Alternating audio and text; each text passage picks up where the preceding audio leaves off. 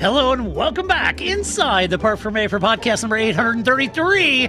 This is Todd. No, Todd, not now! AKA Negative Camber. You know why I've asked you You here. must convince the villagers that I'm harmless. That's exactly what I need you to do. Tonight, for your kind consideration, we're going to cover news in Formula One because that's what we do on off-race weekends. But before doing that, I have to introduce my guest. You know what that means. Of course, I got to go all the way just north of where I'm at. Not to the right coast, just north to the Great Lakes. It nestled in the heart of Chicago. What is that? Is that Native American for stinking cabbage? The Windy City, the city of the big shoulders. You know her, you love her. It's the lovely, redoubtable Grace! Grace, how are you? I'm great. I do feel like I'm in Paul Charsley Caveland here recording from a hotel. The lighting, and then of course it keeps auto adjusting. So I'll try to stay still so my my already terrible lighting doesn't auto adjust. But I feel like I'm recording from a cave. But now, here we are. You've ripped the space-time continuum and you've went into like the Paul Charsley, Stygian hell now of hotel room podcasting, right? There's It's nothing you can do, man. There's just the lighting is what it is in a hotel room. I mean, you try to, freshen it up a little and tart it up and get the little things on the table. But, there's only so many places you can put the Gideon's Bible and, make it look sort of at home on the nightstand. That's right. It's crazy. And I do have wine, but because I was bringing it upstairs to my room, it's in a plastic cup. Yeah, that's right. I've drank wine out of a Pixie cup. I was at the bar. I was like, can I get some wine? I need wine for the show. And they're like, yes, but we have to give it to you in a cup. So here we are. You might hurt yourself with glass. Maybe. I'm sure they just never get it back, right? Yeah, I'm sure they don't get it back. I was just like, so I'm enjoying a very lovely Pinot, but out of a plastic cup. So there you go. Yeah, it drinks all the same, man. Does it have legs? Yeah. Even in a plastic cup. Well, how was the first nose? And by the time you got to the third nose, was it still good? Yeah. It'll be good all the way to the bottom, I promise. Okay, good. That's exciting. Grace, you're going to be super happy because I happened to tune in late this afternoon and watch the last two attempts at a overtime on NASCAR. You're going to be super happy to know that there was crashes both time, but your boy Kaibu won. Where was the NASCAR race? It was Talladega. No, Talladega. This is that time of year where it's like all hockey, all basketball playoffs. Like I have no time for any other form of racing. And although I will say, so I got here early before I could check into my hotel. So I was eating lunch and they were showing the Superbike race. And I was like, I haven't watched the Superbike because again, I don't have that kind of time anymore, apparently, but I haven't watched the Superbike race in years. And it was pretty great. Well, that's good. That's really good. Look, I'm not the sharpest tack on the corkboard, but I decided, gosh, I haven't watched one Cardinals game this year yet. And over this weekend, I thought I really want to watch Cardinals game. It just started. No, I know, but I thought I haven't seen one. I really want to watch a Cards game, right? Okay. And so my TV service is YouTube TV, right? Yeah. And so, they're not on YouTube TV. Apparently, the Cards did a deal. They used to be on Fox Sport Midwest, or if you've got like a cable package, it'll show up on that. But it's not being carried by the local stations. And it's on Bally Sports. Bally Sports. I don't know what that is. And the local cable company will carry it for cable subscriptions.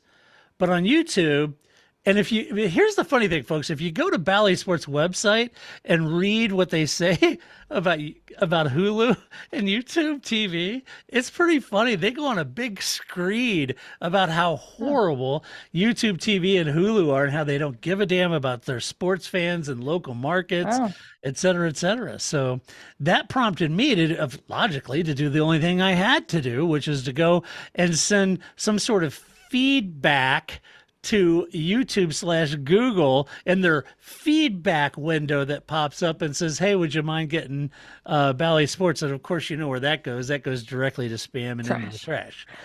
Yeah. So I thought you were gonna get out like your NOAA crank weather radio in order to listen to it or I something. did Like listen to a little on the radio, and then I got busy. But it's always there. But on the Mighty Mox here in St. Louis. But yeah. it's 50,000 watts power, and it's one of the few left that broadcasts like that. Yeah. So So yeah, there you go. I know. So I can't watch Cards game, I guess. So That's bummed on that. But that's not why people tuned in to listen to a okay. Bush brother winning a NASCAR race. So first of all, so I did realize the only name in the Superbike race I knew was Tony Elias. Who knew that Tony Elias was still racing? I was just like, well, I didn't know he was racing. I didn't either. He's still racing Superbike. So it was just like, I don't know who any of these people are, but I'm like, oh, is that Antonio Elias? That's almost like yes, it is. Turning it on and seeing Loris still racing. Yeah, I know, right? That would have been great. I would have, if Loris was still racing, I definitely would have. I mean, I did text you anyway, but I still would have been like, check it out, Loris. And of course, it's a channel that I can't watch it in my room. So then I had to go sit down in the lobby so I can watch the second race, which then was red flagged. And I was like, I'm going to go back upstairs. But I just thought that was funny that it's a channel I can only watch in the lobby, apparently. I know. And by the way, I know everybody listening saying, well, dude, just buy the MLB TV package. Well, that's $160. And B, they don't show the in-market games, only the out-of-market. Right. So I wouldn't be able to see them when they're playing in St. Louis. So that doesn't work. And then I could go and buy the Bally's Sports package. No, that's $190. And I'm thinking, I like baseball, but not that much. You could see the Cards playing almost in St. Louis for less than that. Yeah. Oh, for sure. Yeah. You could go to all their home games. You could get every all their season. home. Yeah, and it would cost you less than $100. I could just get general admission, sit in McDonald's Big Mac land out there in center field, and that'd be fine with me. I mean, because we have the NBA package. But see, the great thing about the NBA package is that you get to watch the halftime shows as well. Like you get all, there's no commercial breaks. So basketball games, there's always all these fun, like the little kids play game. They do the same things as hockey. People try to shoot dunks to get LASIK surgery. So when you have the NBA package, you get to watch all that. And so then we always like to watch different people's halftime shows, because that's really sometimes, again, being a Wizards fan, sometimes the greatest joy you have at that game is who's going to be the halftime. Oh, it's the guy with the dogs, or the guy that balances the ladder on his chin. I love this guy, Only in America. Okay, so when Formula One comes back to Miami and Las Vegas, since they're over the top already, and Austin is, legit an F1 race, and they're in Miami and Las Vegas are more of a marketing exercise than they are a race, I think they should host some sort of wheel changing contest for fans, and whoever wins gets LASIK surgery. Yeah, something. I mean, right? Like, I know I've told this story, but we did see a guy once, because they stand you on the free shot line, right? And they take your glasses off, and he sunk it. He got the foul shot. That is again, it's the Wizards. That's the most excited, short of when we get a free chicken sandwich from Chick-fil-A at the end of the game. That's the most excited that crowd has ever gotten, because they were like, that guy, he actually did it. And he was excited. We were excited. And so you have to change a wheel wearing no glasses, and then that way you can say, yeah, it's the damnedest thing. I went to a Formula One race and ended up getting LASIK surgery. It's bizarre. First of all, I think if I held one of those tire guns, I'd just fall forward, right? Like, it's so heavy, right? And there goes Grace, right? I don't know how that would work, but something like liven it up. But yeah, there's nothing like that at baseball games, right? So there's nothing you're gaining. No, you get the shirt cannon, and that's about it. Yeah. There's seventh inning stretch. Yeah, it's not that exciting. I mean, part of me is dying to see a baseball game, because I hear they have a play clock now. Oh yeah. A pitch clock, right? Mm-hmm. And there's been a lot of kerfuffle about that. So look, anything that makes the game go faster. Those games are so long. Yeah, they are, but that's part of baseball to me. You just put it on the afternoon. You snooze through about 3 innings. So we do watch Pardon the Interruption on ESPN, and that was Tony Kornheiser made the same point, that he was like, I know it makes the game shorter, but I just like to turn it on and kind of do my chores and do things. Yeah. And if you're going to limit it to an hour and a half or whatever, he's like, I guess I should just watch it. I know. So you're not alone. No, I grew up that way. Tony feels the same way. You have it on running in the background, and That's what he was like. It's the sound of America. Yeah, he doesn't want to watch it either. I was just like, okay. I know. Everybody's at home going, what the hell? Look, yeah, I know. People, here's the deal. Don't send Todd emails. Don't drop things in his DMs. If you have a problem with the fact that we've just talked for 20 minutes and not talked about Formula One yet, blame China. Send your emails to China. # blame China. That's right. We'd be reviewing a race. Here for 3 weeks in a row. If they had a race, we wouldn't have this much time to fill with other things because there's no news because we have like the summer break in the spring. So blame China. Don't blame Todd. We're doing the best we can here, people. And that's what Grace is saying. Get to the show. This is the show. This is the show, man. Trying to keep you entertained on your commute. This is entertaining. Yes. It's gap filler, I don't know. And again, I watch a lot right now, right? It's like peak sports. So it is. Well, let's talk about some Formula One news. All right, let's do it. All right. So I'm going to start off. This is just not good enough, damn it. Not good enough. It's just not good. How did this get somewhere and nobody said this is not a good idea? Can you imagine an editorial staff letting it get to an article that's written, edited, and them debating, oh yeah, this is great, run it. Nobody said this is a bad idea. That never crossed anybody's mind. Never crossed anybody's mind that it was a bad idea. I mean, if you're going to do this, why not just do an AI conversation interview with Total Wolf or somebody, and just see what it says. But I think I would pick something like Kimi Räikkönen. I think that would be hilarious if you that would be hilarious. An interview with Kimi Räikkönen, because I have often joked that when you read Kimi Räikkönen, you're like, wow, this guy has look at all these things he has to say because you're reading it. But when you listen to him, you're like, he said 2 words, right? So I think ChatGPT some Kimi Räikkönen, that would be hilarious. But no, that's not what they did. Well, to let everybody know, if you didn't know this, so there was the editor of a German magazine that published an article that used artificial intelligence. It was an artificial intelligence generated interview with Michael Schumacher, and that editor has been sacked. You think? Yeah. And the magazine's publisher has apologized to the F1 Legends family. And this is, by the way, I'm reading this story out of BBC, so hats up BBC. I'm not going to attempt to pronounce the name of the magazine because as a Yankee, we butcher words and proper names. Over here we'd say it's like Die Actuella, but it's probably Die Actual.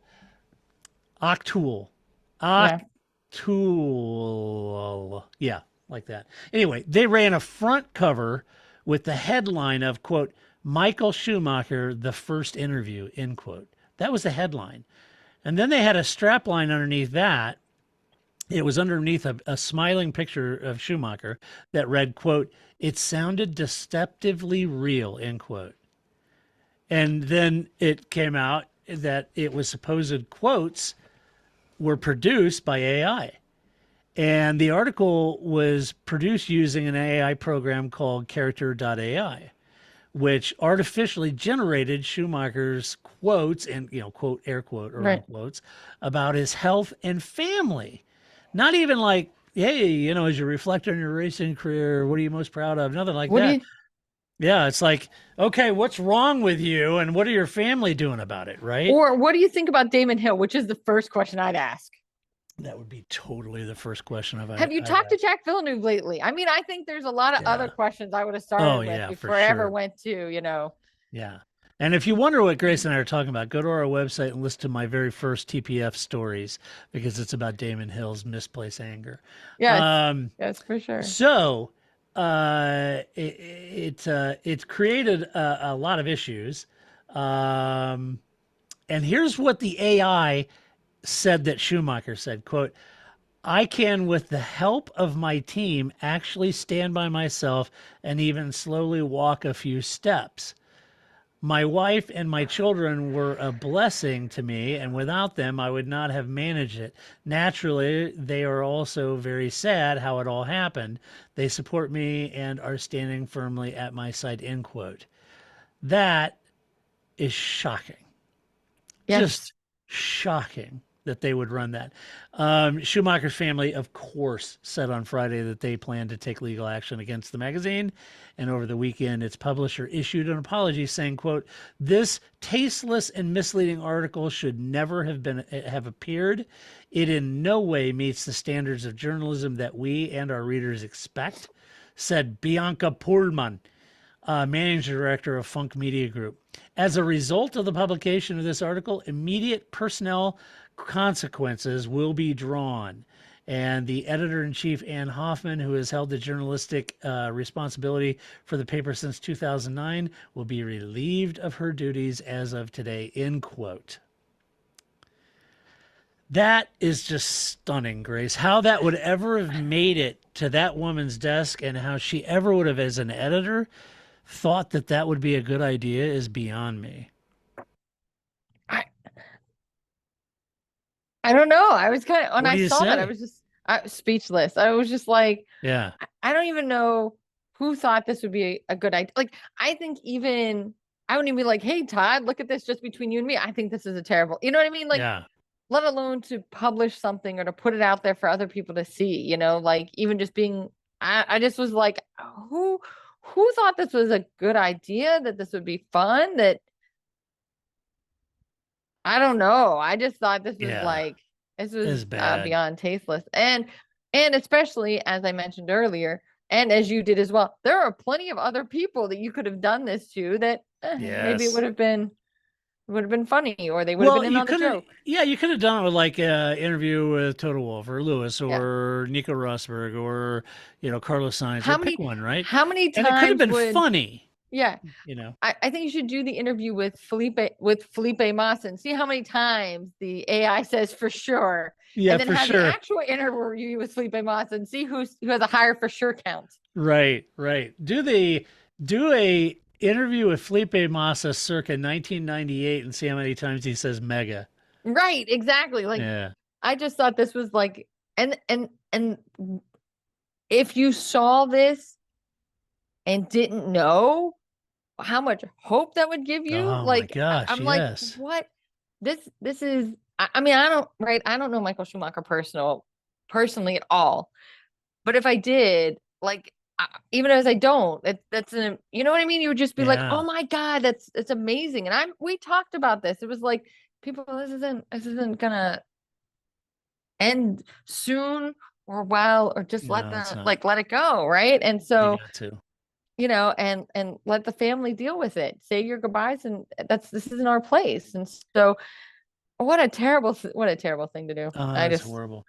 You know, the thing is that I guess the reality is that Karina is trying to protect Michael by keeping him out of the public space.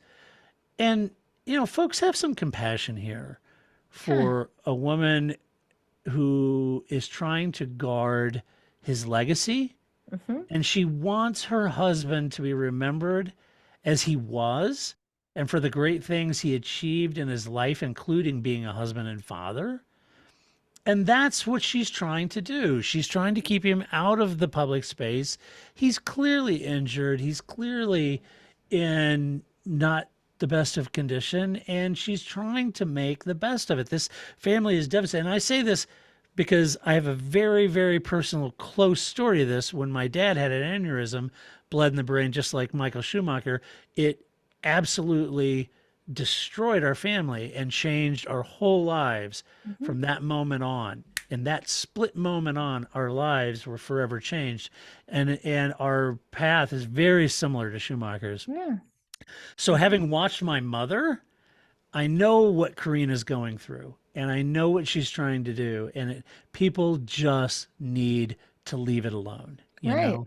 And celebrate Karina, celebrate her son and daughter and what they're doing in professional sports, and you know, and just let it be.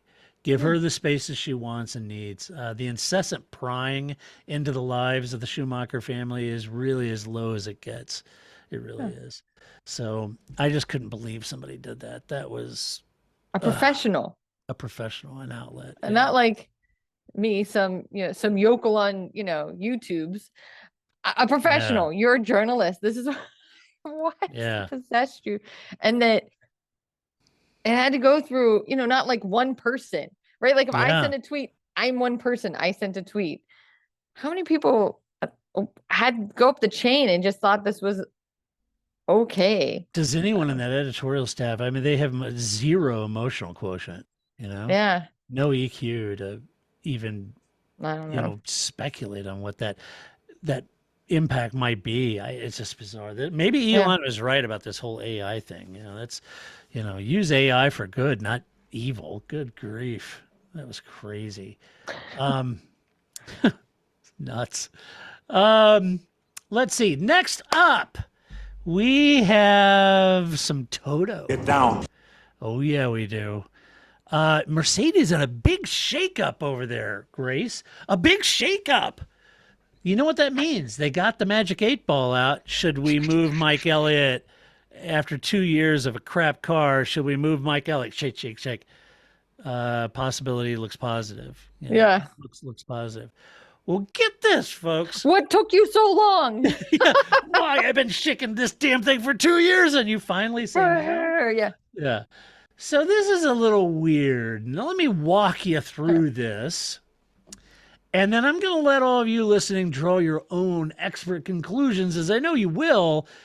But I am going to share what I think. And we, of course, know that Grace is going to share what she thinks, because that's what Grace is good at. Let's go through and talk about it. Mercedes announced this week that they were moving Mike Elliott into James Allison's role as CTO and moving James into Mike's role as the technical director, which reports to the CTO. Yeah. Okay. So we took Mike, we move him over to James, and we move James over to Mike. So Mike just moved up in rank. Yeah, he got him promotion. Got promotion after delivering a car for the last 2 years that's sucking air. Okay.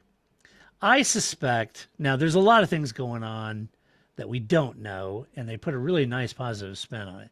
But I suspect that James Allison's role as CTO was a little bit of a move made to accommodate his work-life balance. Yeah, I think exactly. Yeah, and deploy his skills in a different way that retained his insight within the team, because they elbowed out a little room for him for his desire to not travel as much, and he wanted to work on other projects, right? Now, there was a time, there's a little precedence. We've seen this before, haven't we? We saw this with Adrian Newey. He asked Red Bull to consider that as well. In that, there's an interesting juxtaposition. You see, when Adrian was getting restless with just designing F1 cars and his contract was up for renewal, there was some consideration that he may not re-sign with Red Bull. Well, Red Bull quickly jumped in and agreed to let him work on other projects, such as the supercars for Aston Martin, the Valkyrie, and such like that, and reduce, his attendance at all the races and his working hours. And I think after decades of designing racing cars, Adrian wanted a new challenge, and Red Bull were happy to make that happen in what can only be considered a retention move. Right? Yeah, absolutely. Yeah, and as you would do. I mean, anybody would do that. The guy can see air, for crying out loud. So, so that's what Red Bull did, and I kind of think that's what Mercedes was doing with James a little bit, because tragically he just lost his wife not long ago. All the travel is wearing on him. He really wanted to stay in the UK. He's a super good guy, super smart guy, and of course Mercedes wanted to keep it, as you would, right? Right. Now, I could be wrong. Maybe I get the sense that what James was seeking to do at Mercedes, and they made room for him, and they moved him into this newly created CTO position. For Mike Elliott, this meant taking on the role as technical director with while James filled the CTO role and worked on the America's Cup project. Right. So that was his extra credit work there, working on the America's Cup. It was his Isle of Man TT. Yes. Yeah.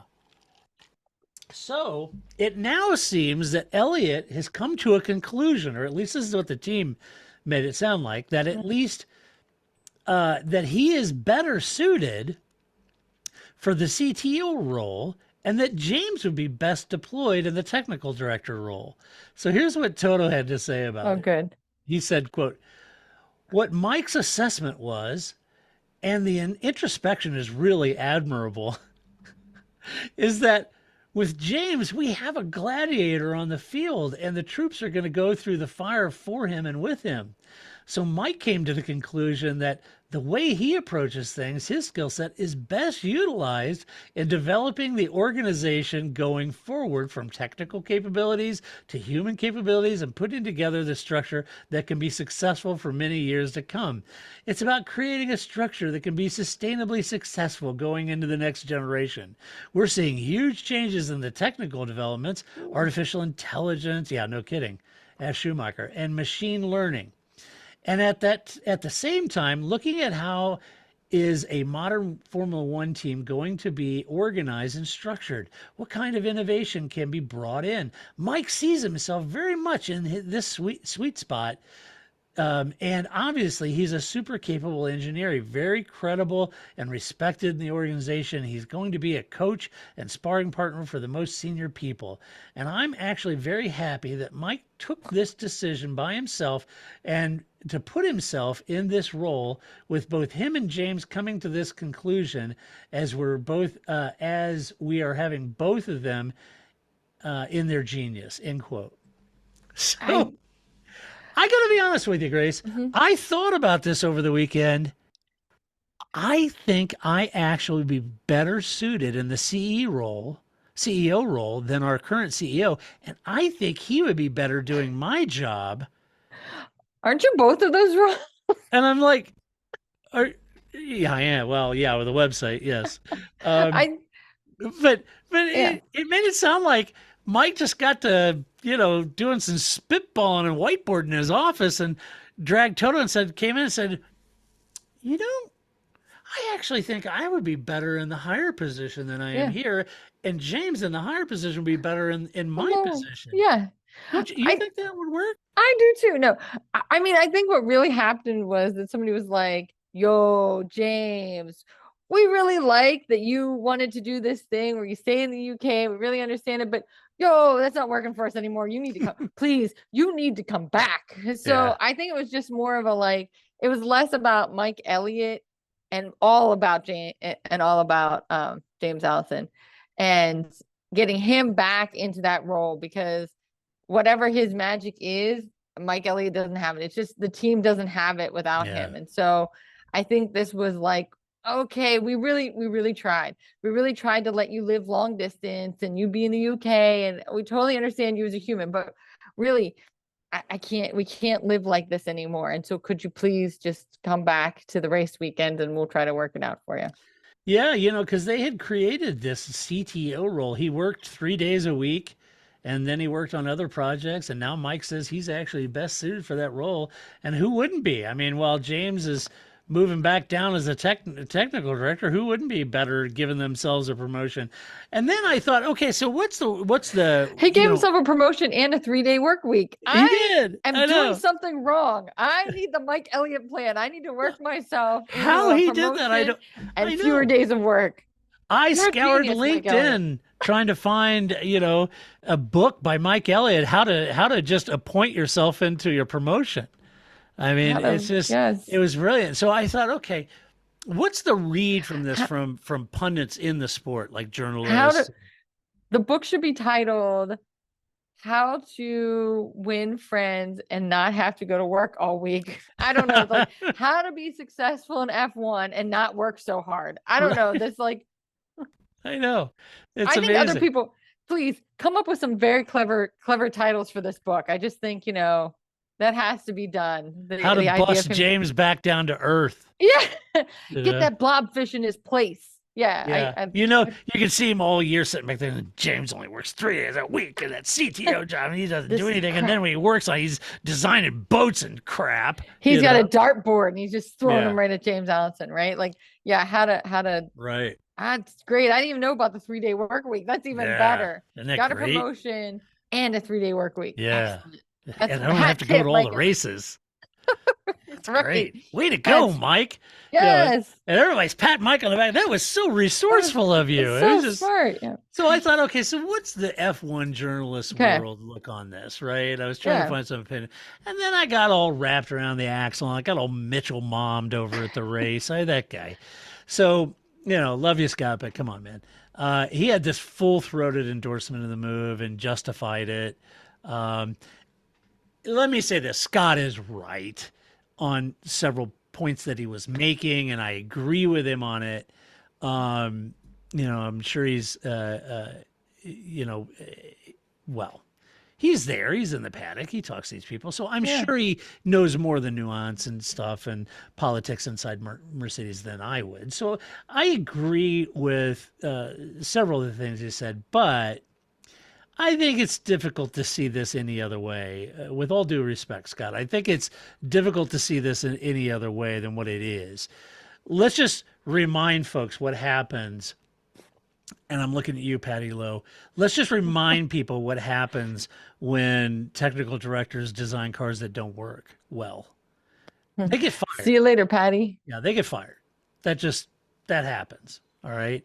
Patty Lowe, all of them. You can name them down the line.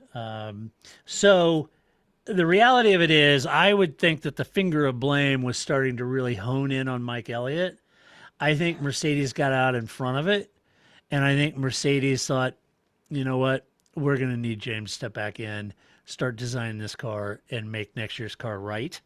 And Mike, I think, was pretty augured in on this design.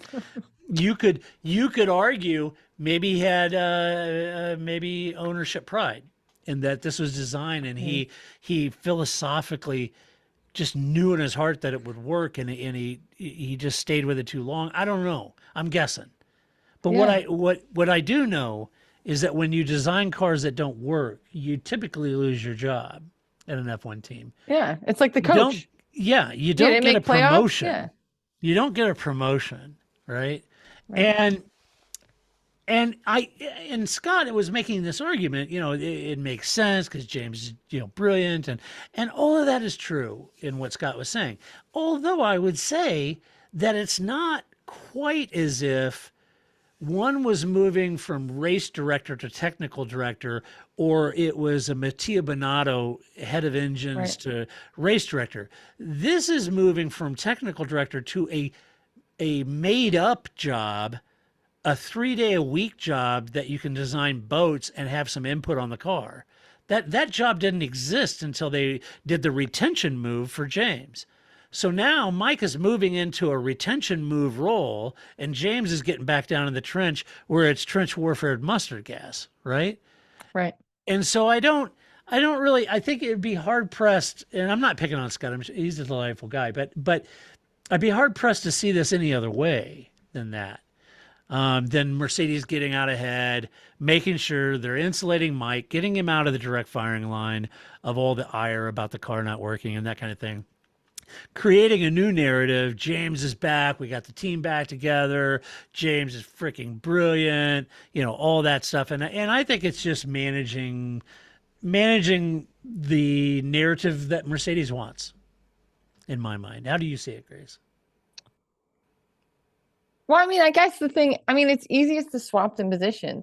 We also don't know. Maybe they make Mike work 5 days a week and they took some of his pay. They will. Right. And he won't be working on a boat. Right. I guess I kind of yes. All right. Yes. Technically it's a promotion, but not really. That's always a fixable thing. It was just easier to swap the positions than, I don't know. Every organization I've ever worked at, creating positions is more paperwork than it's worth. It's probably just easier to transfer him to a position that already exists and don't pay him as much or make him do something different than to change the name of the boxes, right? Yeah. So it's just the easy switch. So I guess I didn't get too into the he wrote himself into promotion. I just kind of saw that as well, that's hilarious. Good on you, Mike, right? But I don't think that's really what happened. I don't think he's a evil mastermind. Listen, here's what we're going to do. I'm going to get more money and travel less and work less. And I'm a genius. Even though I was just saying that he should write a book about that. I think I think you're right. I think actually whether it's optics, which is what you're saying. I'm saying it's optics, yeah. Right. Or it's actually, they never really wanted James Allison to reduce his track time. And yet he's a human and they understand that he needed to reduce his track time. And now they're kind of like, do you think you could stop reducing your track time? Because we could really need him. So it's really just a question of, do they really need him? Is it really optics? It's probably some combination of the two. I mean, I think he brings so much expertise to the team. So yeah, maybe they put him on ice for a year, let him cool off, Yeah, and see home what he wants. He had a lot of family stuff going on for sure. He needed that time. Yeah, of course. And I think you're probably right. In fairness to Mercedes, I think the CTO role will morph. And I think they kind of said that in the press release. I think what Toto was saying is that Mike would move into a more long-term as a CTO about staffing, getting the right heads in the right positions, making more of a business model case around the growth and future state of the team. And so focus on a lot of those issues that needs that kind of modeling out. You've got to define, possible revenue streams and those kind of things. And so I would imagine Mike becomes more instrumental in that element where James wasn't doing that. He was more focused on other projects and on the Mercedes and those kind of things. So I would say the role is changing too, for sure. Yeah. I mean, project management is project management, whether it's, Mercedes or I don't know, you running a website in this podcast. Project management is project management. And so you're always reassessing what people are doing and what they're good at. And you're always trying to set your people up to succeed. So it really could sometimes the most obvious thing is the truth, right? Yeah, right. And maybe it really just is that they thought Mike this just didn't suit him. This really isn't just where he fits. And that James was much better at it. And they thought maybe we could make this new arrangement work. And it really just doesn't work. But I could also see it being totally just a way to optics, right? Absolutely. There's a bonus of that too, to kind of say, hey, Team LH, don't get so mad. It's kind of like what happened at Ferrari, like Charles Leclerc, please. Oh, we got you, Fred, like, did they really need Fred? Was Bonato really terrible? Or, so it's a kind of a same idea of like, how much is optics and how much is true talent? Because you do always, Toto wants his team to succeed. He wants his people to succeed because otherwise they're going to go to Red Bull like half the rest of his team already did. So he's got to keep the people he can happy there. I would also, this is only a slight tangent, but I do like that James Vowell, formerly of Mercedes, this is my tie, formerly of Mercedes, now at Williams, also now does the videos like all the Mercedes guys do. Right. Like that's how I have any sense of that's where I got the blobfish story was because James Allison shared that story in one of those like Mercedes videos or who Mike Elliott is even as a person. I really always like that Mercedes kind of does these videos, like post-race videos. And so James Vowell does them for Williams. And I also love that he maintains the same, that engineering, calm, like when the driver is just like, what the hell did you see that thing? And okay, we heard that. We're going to talk to the stewards, focus on your race, right? So James Vowell has that same sort of like even keelness to him. He does. He was reading people's, people are sending in questions. First of all, I do the same thing, but I love that people are like, do you think our car, right? It's not our car. It's their, we're fans. It's not my car, but I love that. Do you think our car is going to make it this year? And he's just like, I like that his answers are very even keel. Me, I'd be like, listen, it's Williams. I just got here. Yeah. Do you know what we have as a coffee pot? Have you seen our wind tunnel? Right. You haven't. We don't have one. It's 2 gerbils. Like, calm down. I'm doing the best I can here. Yeah. I don't even have team gear on because we don't have any. Umbros didn't pay their, tote bag fee. So give me a break. That's not what he says, though. He's a professional and very even keeled about it. But I do think that that's something that I hope more teams do. Maybe they do. But I really just like that kind of James Vowell kind of carried that with them to Williams. I agree. Think that'll really help Williams kind of get ahead of things too and get the word out there. Yeah, it's more accessibility. That's good for the brand, I agree. Yeah. So we'll see what happens. I think, I think to your point, I think you're spot on. And I think that's what Scott over at the race was alluding to, which is, get the right people in the right position. And instead of beating them up over the things that maybe they're not the strongest at, focus on what they are strong at. have you're them always do trying that, right? to. And so I think that's Mhm. kind of Scott's point. He made it Right. Whether it's a team of 3 or a team of 3,000, that's Yeah, always what yeah, you're trying to do. yeah. People management. You always want to make sure that everybody's cast for the play correctly. Right. Let's see. Oh, this is an interesting article. And even more so after this morning's Formula E race in Berlin. I wrote a editorial piece at the website about F1 races being soft targets for protesters. And this, I got this from Mr. Q, I think it is over at Autosport, or otherwise known as Autosport. And if you were, and I was thinking about this holistically, and I led off the editorial, and I'll read it here. But I thought, if you were a racetrack owner or a race promoter, how would you ensure that 150,000 people had a safe and enjoyable race day? How would you ensure the participants and teams and team personnel experience safe and effective accommodations during a race day? We're talking about 150,000 fans, all the teams, the paddocks, the hospitality, the guests, all of that. How would you do that? Now, this may be horribly oversimplified in the way that I put this, but to make a point, let's just say 80% of the race day has been accounted for in procedures and passes and security and all that. Sure. From people moving to safety fencing to seating assigned to general admission, security protocols for fans and participants, access, hospitality services, food services, and more. Let's say 80% of all that is accounted for. If you've accounted for the bulk of the race day, then perhaps that leaves another, it's the old 80-20 rule, 20%, let's say, of the race day is kind of unaccounted for, because you can't anticipate it. And you're relying on a level of civility and common sense and goodwill among all who attend, be it fan, employee, participant, guest, whatever it might be, right? And I think there's probably, 80-20 is probably not the right, but I'm probably not that far off the mark, right? You see, it's in the margins where things get really odd. It's that 20% that can catch you off guard, because you've left room in the margins for people to either be adults about what they're doing or not. And unfortunately, you've counted on people's better nature. And unfortunately, these days, that's in short supply. So Stuart Pringle, the Silverstone managing director, had this to say about F1 as being a soft target. Remember, they had the protesters last year. Stuart Pringle, the most Silverstone managing director name possible. Isn't it? It's great. If you were writing a book about racing and you needed to create a character that was the head of the Silverstone racetrack, Stuart Pringle is the name you would That's great. imagine. That's a great name. Perfect. It is. Yeah, I agree.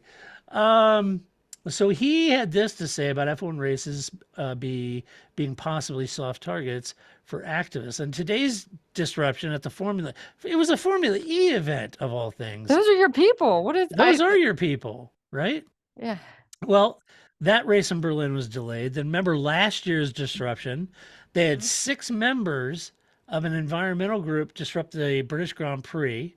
Then you had the Grand National delayed by protesters. You recently had the World Snooker Championship halted because of a protester.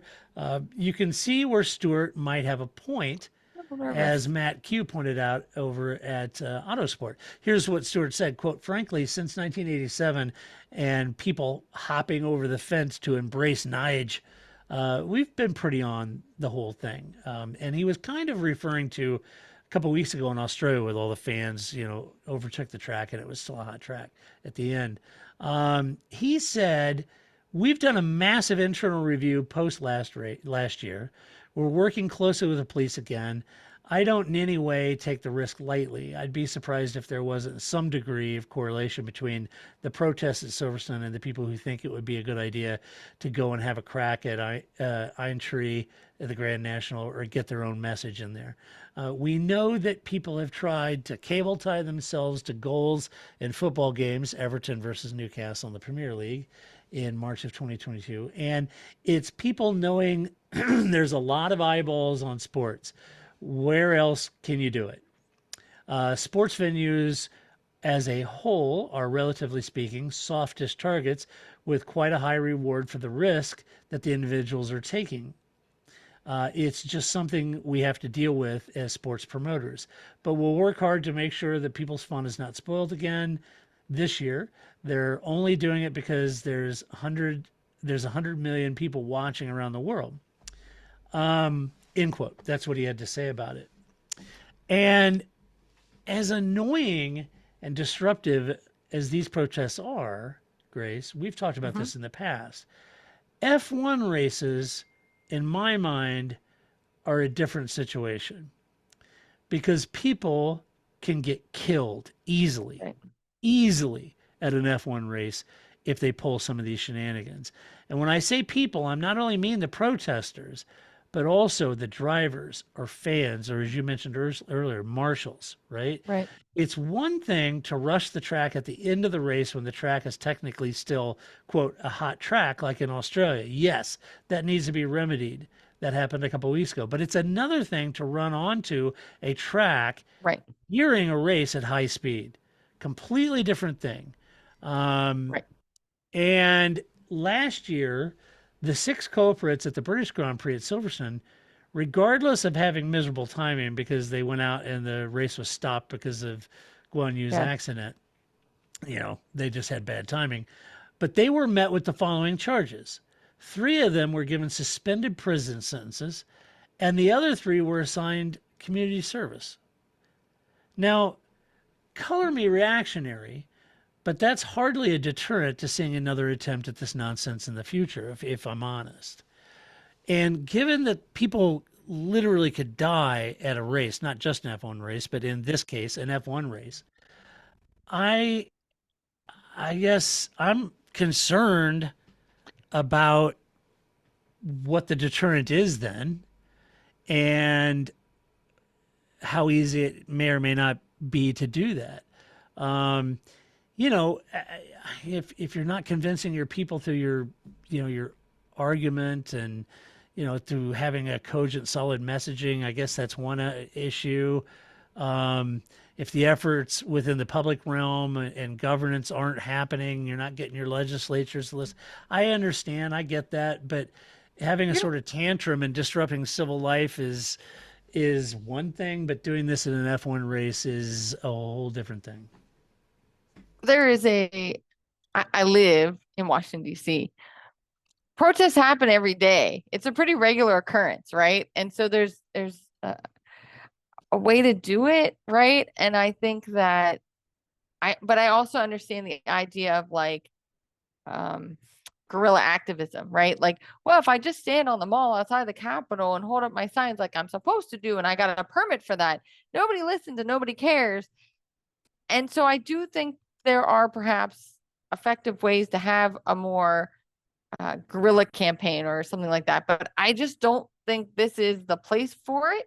I think that at any sporting event is probably not the place for it, because you're not bringing attention to the people who can, I guess, make that change. But I think to the point that Formula One is definitely not the place to be doing it, because, like you said, people can die, people can get injured, innocent people can get injured, not just the protesters. But certainly that's not what the protesters want either, right? They just want to call attention to their cause, not end up, in a bad situation for anybody. So I think that I understand there's a push and a pull of, if we just do things the way we're supposed to, nobody pays attention to us.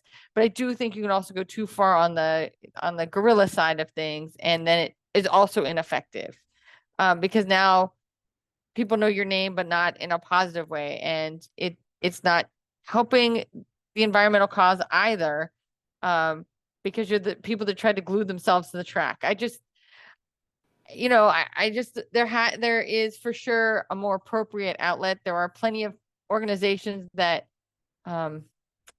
use appropriate means to protest. I agree. I mean, whether it's like running onto the court in an NBA game, which you're not going to die, but still also isn't appropriate, or running onto the track at Silverstone, where you could die and is inappropriate. And I think people also, as somebody who has an electric car, people underestimate how fast you're going. And those cars are going fast. And I think people think I can make it. I don't think you can. So they're going a lot faster than your brain thinks they are. So I just don't, it's not something that any of us want to see. I don't like when groundhogs get hit in Canada. I certainly don't want a human being to get hit, right? Like this is not getting your message across. And it's brutal. There was and don't go Google and look at it, but there was a marshal in the 70s in Kyalami that got hit by a car, killed the driver of the car. It did. And the marshal himself, there was nothing left of him. Yeah. I mean, yeah. And it's horrifying video. And trust me, don't go watch it. But that's how dangerous that is, to your point, and how fast they're going. You remember a few years ago, Grace, and we covered it when it happened. And I actually talked to Shell about it at an event not that long after that. But I recall the protest at the Belgian Grand Prix where people were suspended from the awning that was over the grandstand. So you literally had people on ropes hanging over the fans' heads in the seats. I mean, people could have been seriously, seriously injured or hurt by that lunatic move. And there's just no place for that. And I don't know. A protester may feel that his or her cause is worth putting their life at risk. That's up to you. But when you start putting other lives at risk, that's a completely different ball game, and one that needs serious punishment. It really does. And you can't just give them a little bit of community service and hope they don't protest another race. I think they probably will. So unfortunate. I hope they don't. Let's do some Albin's cats.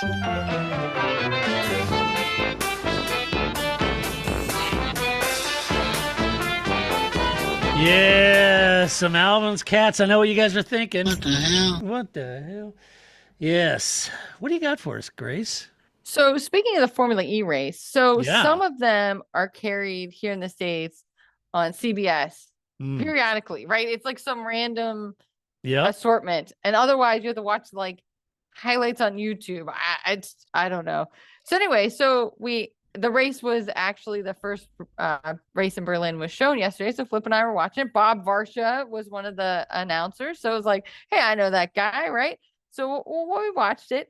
And the best part was not the best part, that sounds terrible, but like there was this moment that really stuck with me when we watched the race, because it was kind of like youth baseball. I was on, I was doing other things, preparing for my trip, and I wasn't really watching it, except Dan Ticktum hit your boy Stoffel Van Dorn, and they're both standing against the pit wall, and you see, so here's Dan Ticktum, who has a bit of a history, but here's Dan Ticktum, and you see Stoffel Van Dorn, he comes onto the screen like this, and you're like, "Ooh, here we go!" And they cut away, and I'm like, "No, you cut away at the best part, because you knew Stoffel was going to just unload on him, because again, Dan Ticktum has quite a history and a reputation, and Stoffel Van Dorn was going to hear none of it, and they cut away, and I'm like, that's the only part of this race I was interested in, and you cut away, but of course, thanks to the YouTubes, you can find that footage of Stoffel Van Dorn giving Dan Ticktum his mind.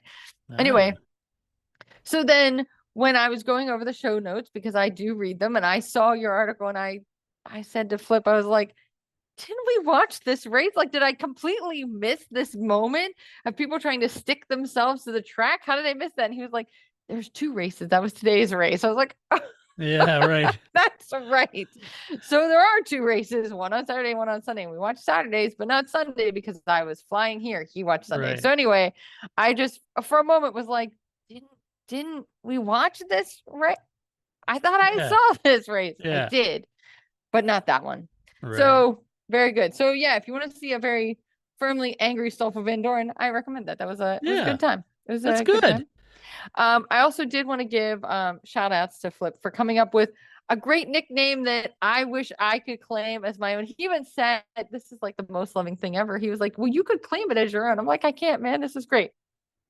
Longtime listeners may remember that we used to refer to Mario Thiessen as DMAT, right? Dr. Mario Amber Thiessen, right?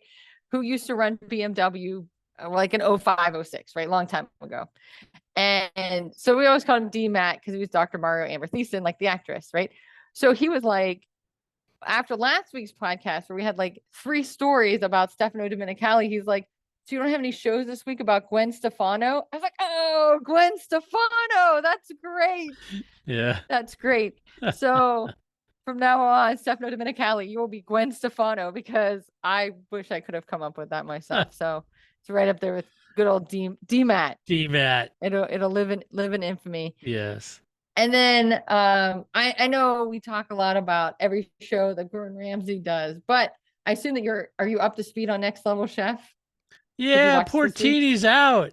I know. Crushing. I love Teeny. I know, she was great. But and you know, you always know that when Gordon Ramsay does the all right, I'm gonna use this, like he like crouches down low and he's like, Teeny, listen.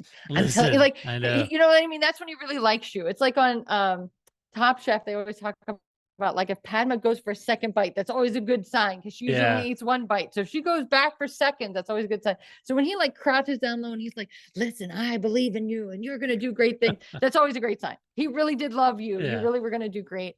So that was crushing. However, I think we need to find out what his like daily routine, his hygiene routine is, because every contestant that's hugged him always makes some comments how good he smells. I'm like, what does it smell like?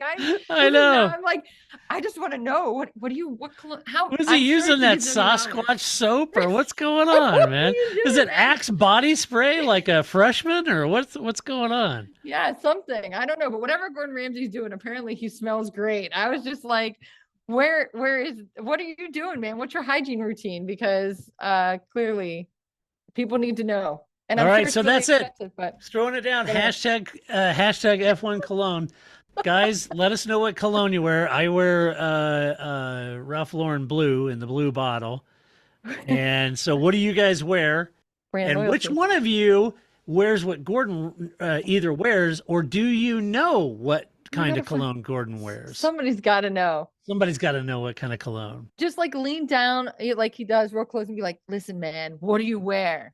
Somebody's going to come back and it's like Musk or Pachelbel or Jovan by Musk. Right? You know, it's going to be, it's going to come back. Patchouli. Well, that's so weird because it's Brut by Fabergé. Yeah. So I don't know. I just thought that the fact that everybody just keeps saying about how good he smells on that show, I'm like, what are you doing? Also, I can't wait till Richard Blaze finds out about this, because he's for sure going to be like, nobody says I smell good. I hug people all the time. Nobody says I smell good. Because you don't, Richard Blaze. You don't smell good. You don't. You stay in the basement. But poor Richard. It's fine. I have no love lost here. I'll never meet Richard Blaze. It'll be fine. No. And it'll be good. Now watch me like run into him on the street or something. Yeah. He's got good hair advice. That's probably for sure. But not so much on the smell. So I also one last Gordon Ramsay thing. I like that now he's become like football, like between the NFL and now the XFL. You can like year round watch football. You can literally year round on Fox watch a Gordon Ramsay cooking show. I know. He's like wow, that's everywhere now. I mean, I that's almost very Mike Elliott of you. I know. I'm almost ready to just out of guilt to buy a Hexclad set of pots and pans. I mean, he's got me almost guilted into buying Hexclad. Some hand aprons, right? Yeah, right. I just feel like I'm an idiot, and I keep thinking, well, Paul Charsley is a master chef, and he doesn't use Hexclad. Surely there's hope for me. No, there was that one episode when they were in the top kitchen, and they're like, "Whoa, look at how nice this is." Yeah, it's all his Hexclad, right? Yeah, like, it's all really Hexclad. Yeah, look at how nice this is. Yeah, I bet. But I do love how competitive he maintains through this whole competition, I even know. though that kind of part is over. He's like, I am still going to win. Like, I'm it's the gonna voice, win. and it's I going to be know. one of his chefs. So It's so funny. I'll have to go back and watch the first season. I haven't seen the first season either. Yeah. And I also like it because this is the time, because I have the same problem with Top Chef. Like, they start with like 20. I can't. It's too many people. This is now we're like a 10 people, 8 people. That's manageable. I'm really invested now in all of you, right? Yeah, I can't keep everybody's storylines and their heart-tugging stories straight when there's 20 people, and oh my gosh, my wife is an amputee, and she can't watch the children, and I'm trying to watch the children, and I worked 27 hours a day down at the kitchen, and I can't keep all of them straight because they're all of these really heart-touching stories, and you want everybody to win, but unfortunately. Yeah. So now that Teeny's off. So I'm now fully Team Nori, even though because he's from Upper Marlboro, which is my neck of the woods. So right. Although he's a little shaky because he screwed up, man. I would have given now. him my token because I think he's really able. He just gets into his own head. So I'm hoping he can get through that and get out of his own head. But I was all Team Teeny, so now I guess what's the other gal with the gauges in her ears? She's pretty strong. Oh, Tucker. Yeah, she's strong. Tucker's really good, but man, that really did her in too. Yeah, it did. And that lays Omi, who is just steadily, and the Michelle is a total redemption. So anyway, all right, enough. No, I just think everybody's gonna be like, get to the show. This is the show. This is the show. What did I say? Blame China. China. Yes. All right. So I do some no shit headlines. Let's do some. Go for it. All right. First headline is up. Quote, Lewis Hamilton branded a spoiled little boy in vicious attack over whining F1 antics. That's like, ouch. What? Really? There are some whiny people on the grid. I don't know. Look, he's a 7-time champion. He's not happy with everything that's going on. Does anybody remember that radio called GP2 engine? That guy comes to mind real quick. That guy does a lot of complaining too, So I think we could give Lewis a little room here to get some things off his chest. I think Lewis is very always positive towards the team, encouraging the I just never. I don't know. I guess I didn't see that, but you're right. I'm going to be listening for it. Yeah. Fernando Alonso, that guy mentions no words. Next no show headline, quote, Dan Ticktum slams pathetic and childish Formula E rival Jake Dennis after smashing him out of the Sao Paulo E-Prix.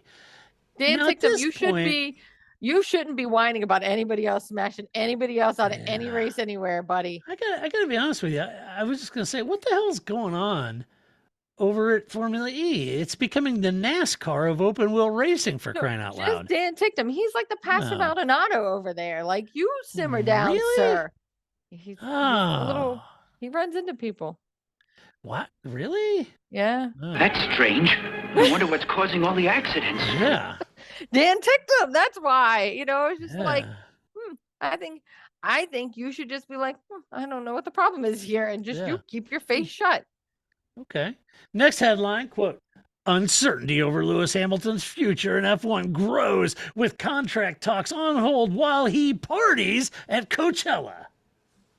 Okay. First of all, this is also China's fault. Well, I was just going to say, what else are you going to do for 3 weeks off? I'm just putting this out there. If I had the opportunity to go to Coachella, I'm not even Lewis Hamilton. I'm going to Coachella. Work your weights. I'll be back. There you go. You go party at Coachella, man. He was partying, all right. He's partying topless, another article said. Topless. First of all, is this like a cultural thing that I'm totally not up on? Because if it's a dude, you're shirtless. Usually, right? It's like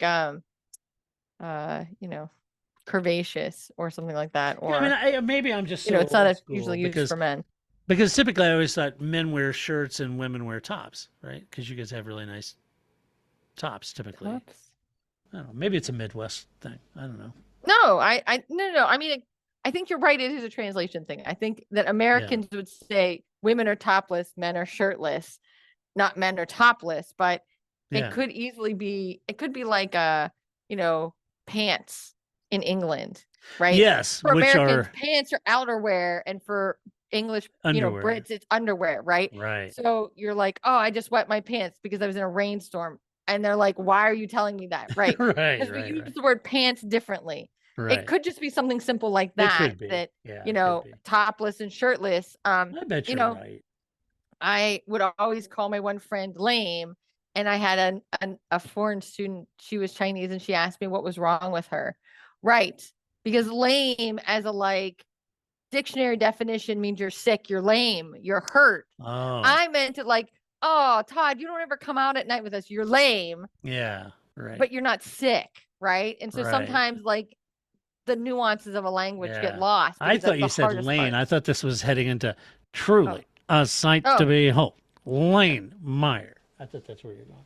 No, lame, like sick. Like, why are you lame and you don't come out with us? So but I think you go be all Lewis Hamilton, because this is China's fault. Go for it. It's China's fault. Blame them. them. Go to Coachella. What does that have to do with anything? It's nothing to do with it, Lewis. Especially because he's not like the rest of us. It's not like he's sleeping in a tent on the ground, you know? No, he probably helicopters in and out. He's hanging out with Beyonce. He's not sleeping where we have to sleep. Right. Some van trackside, you know? I know. He's not having to sleep on a couch in Stevenage. Yeah, right. Let's see. Next one up. Final one. No, it's not the final one. Headline is, quote, Angela Colin's new life away from Lewis Hamilton after posting series of cryptic tweets. Ooh, here's her cryptic tweet. Are you ready? Quote, she tweeted this, or she tweeted this? Yeah, I guess she did.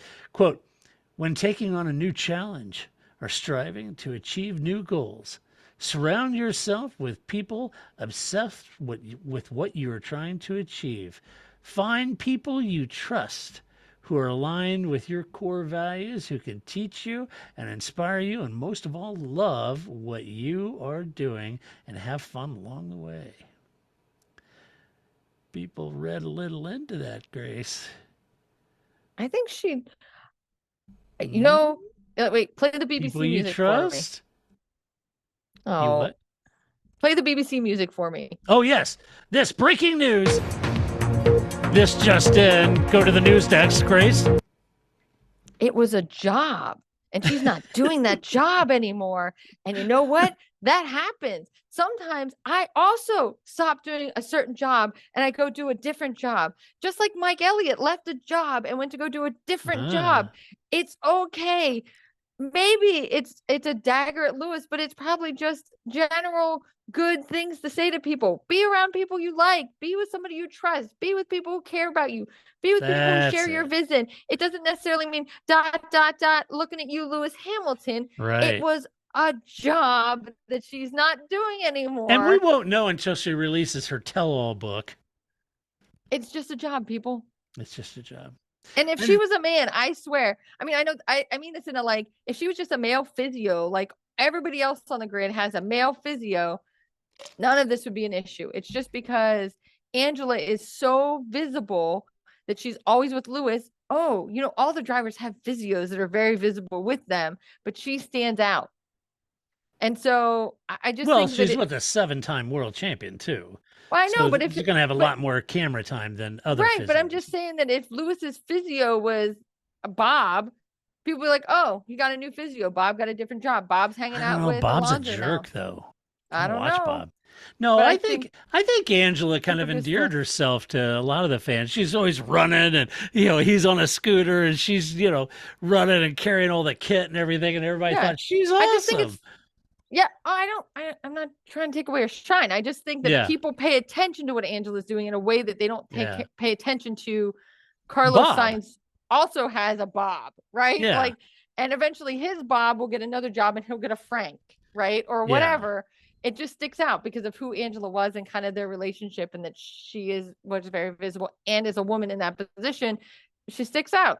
So right, and Bob and Frank, from the Bauhaus School of Physiology, of course. That's right. And so I just think it's fine. I mean, and what is it my business? Whatever. I don't care. If we never find out the truth, who cares? We're never going to find out the truth about Mike Elliott and James Allen. It's people digging for mud on Lewis. They're just. I don't know. I just think the whole, like, some people never got over that. Like that You mean she's married? It's a job. You know what? And I'm guessing you do too, work with people who are the opposite sex of you, because that's what living in this world is about. It is. Yes. I work with men every day. Guess what? A lot of women that work where I work. I'm married. They're married. Some of them are married. Some of them are not married. It doesn't matter. It's a job. Finally, you'll like this headline, quote, I won the F1 title, then immediately quit age 31 because I was scared. Who is that? Goddamn, it's Nico Rosberg. He said, I won the F1 title, then immediately quit age 31 because I was scared. Unlike other drivers, I am no daredevil. I was scared that I was never going to get another championship, so I thought I'd leave on a high note before I got my ass handed to me again. I didn't want to get the asterisk in front of my world title. That's right, Jensen Button. Yeah. Yes. So, Old Nico. Nico Rosberg. I thought maybe as a commentator it would be different. No, it's not. It's still just like, really? All right. Well, what are you going to do? Anyway, all right, let's get out of the episode. All right. All right, folks. Well, that does it for this episode. Let us know what cologne you think Gordon Ramsay wears and what cologne you wear. And that'll be fun. Won't it be fun? Yes. Mike Elliott's book title. Mike Elliott's book title. What's that's going to be? And can anyone survive Dan Ticktum? I don't know. I don't know the answer to that. I don't think so. So anyway, huge thank you to our Patreon supporters out there, because we would not do this podcast if it was not for you. All right. So thank you. And as soon as I get done downloading this podcast and editing this podcast, you, my friends, you Patreon supporters will be uploaded a fresh ad-free copy on our Patreon page for our supporters. And, everybody else, your normal RSS feeds, and this will also be on YouTube as always. And if you like the podcast, go over to iTunes, give us a good rating. Go to your favorite podcast player and give us a good rating. That would be great and very kind of you to do that. And you can share your opinion and whatever thoughts you have at theparcfermé.com. As always, decorum and civility apply. No personal attacks. That's how we roll. And until next week, thank you, China. We'll be back to do this all over again. And until that time, this is Todd, a.k.a. Negative Camera, saying so long, Grace. See you in 2 weeks. That's it, man. Game over, man. It's game over.